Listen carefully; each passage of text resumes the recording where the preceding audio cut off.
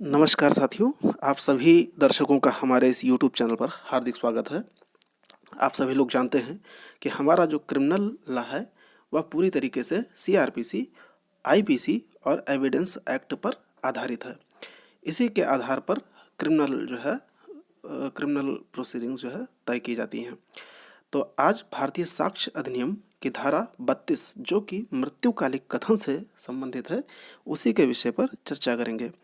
इसके बारे में धारा 32 साक्ष्य अधिनियम की संपूर्ण जो भी इसके तथ्य हैं और जो भी इसका महत्व है उसके विषय पर चर्चा करेंगे।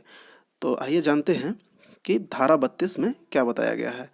जब कोई व्यक्ति अपनी मृत्यु के कारण परिस्थितियों के संबंध में कुछ बयान करता है या कुछ लिख करके जाता है तो उसे मृत्युकालिक कथन माना जाता है। इसकी परिभाषा साक्ष्य अधिनियम में इस प्रकार दी गई है।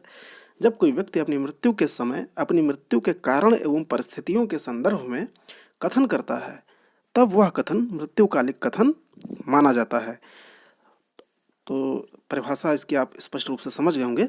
भारतीय विधि और आंग्ल विधि में इसमें थोड़ा सा अंतर है, उसको भी समझ लीजिए। भारतीय विधि में मृत्यु की आशंका आवश्यक नहीं है, जबकि अंग्रेजी विधि में आवश्यक मानी गई है। भारतीय विधि में मृत्युकालिक घोषणा किसी भी प्रकृति की कार्यवाही में सुसंगत है, जबकि अंग्रेजी विधि में केवल दांडिक कार्यवाहियों में ही सुसंगत है। यानी कि अगर मृत्युकालिक कथन की एविडेंशियरी वैल्यू देखा जाए तो इसका जो भारतीय विधि में महत्व है वो किसी भी प्रकृति की कार्यवाही में, चाहे वो सिविल प्रकृति की हो, चाहे क्रिमिनल प्रोसीडिंग्स हो, चाहे वो पारिवारिक कोई मामला हो, हर प्रकार के मामले में इस बयान को सुसंगत माना गया है। यानी कि इसका जो है बहुत ही महत्वपूर्ण स्थान है, इसको जो है निगलेक्ट नहीं किया जा सकता है, क्योंकि सुसंगति का जो आधार है वो यह माना गया है कि मृत्यु शैया पर पड़ा हुआ व्यक्ति सत्य एवं केवल सत्य बोलने की इच्छा रखता है। ये एक बहुत ही बड़े जो है ज्यूरिस्ट हैं मैथ्यू अर्नाल्ड, इनका कथन है कि अगर कोई भी व्यक्ति अपनी मृत्यु शैया पर है तो वह केवल और केवल सत्य ही बोलना चाहता है। और जानते हैं इसकी जो है कुछ जजमेंट के अनुसार जो है कि क्या इसमें सुप्रीम कोर्ट ने जो है बताया है। तो एक मामला है नारायण सिंह बनाम बिहार राज्य AIR 1961 SC 137, जिसमें यह तय किया गया है कि कथन का मृत्यु के कारण से संबंधित होना मृत्युकालिक कथन है।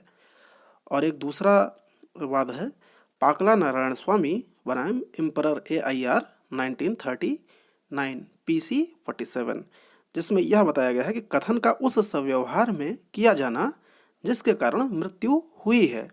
और एक तीसरा वाद असम राज्य बनाम मेराजुद्दीन AIR 1983 SC 274 में यह बताया गया है कथनकर्ता का मृत्यु होना आवश्यक है।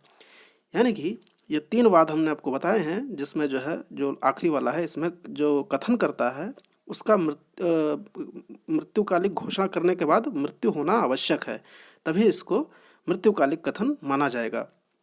इसका जो साक्षिक महत्व है उसको भी थोड़ा सा समझ लेते हैं। मृत्युकालिक कथन ना तो शपथ पत्र पर किया जाता है और ना ही इसकी प्रतिपरीक्षा की जाती है, फिर भी साक्ष्य के रूप में यह ग्राह्य है, यानी कि यह माना जाएगा, एडमिसिबल है, क्योंकि मरते हुए व्यक्ति से झूठ बोलने की आशा नहीं की जा सकती है।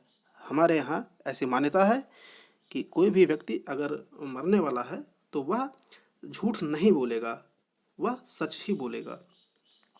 ऐसा जो है पाकला नारायण स्वामी बनाम emperor AIR 1939 PC 47 Ramnath Madhav Prasad Madhya Pradesh राज्य एवं पंजाब राज्य बनाम अमरजीत सिंह AIR 1988 SC 2013 खुशहाल राव बनाम बम्बई राज्य AIR 1958 SC।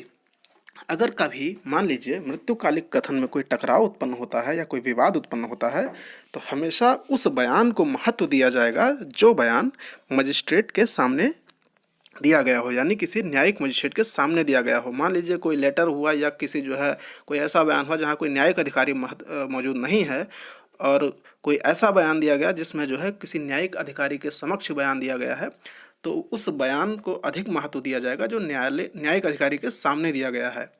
तो आशा करता हूँ कि मृत्युकालिक कथन के संबंध में आपको संपूर्ण जानकारी मिल गई होगी। अगर कोई और जानकारी चाहते हैं इस टॉपिक से तो आप निसंकोच हमारे इस मोबाइल नंबर 6392088815 पर संपर्क करके अपनी शंका का समाधान प्राप्त कर सकते हैं। मिलते हैं आपसे नेक्स्ट वीडियो में एक नए टॉपिक के साथ। नमस्कार।